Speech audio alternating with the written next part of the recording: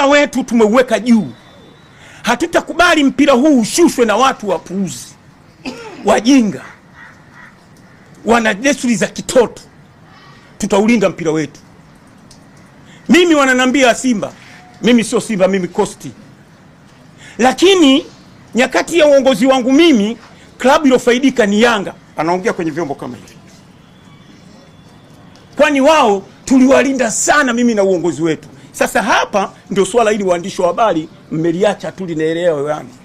Lazima mrudi huko.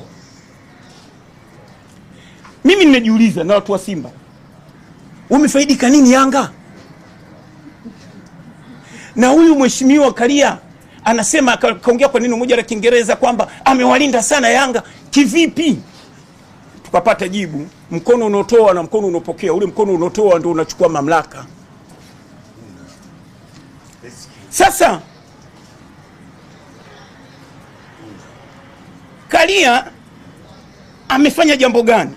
Jambo la kwanza alofanya kupitia Yanga, timu ya GSM, kutaka kuwavalisha wote jezi za GSM hapa. MT Mdhamini mwenza. Kama sio ushujaa wa mama Babla, dada yangu yule, sote tungevaa jezi hapa imeandikwa GSM rangi ya njano, ambayo sio sahihi.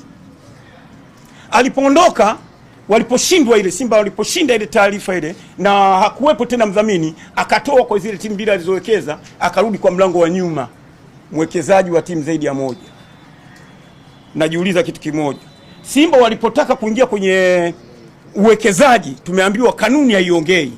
Kwa nini GSM anataka kuwekeza zaidi ya timu mbili, zaidi ya tatu? Kanuni inasemaje?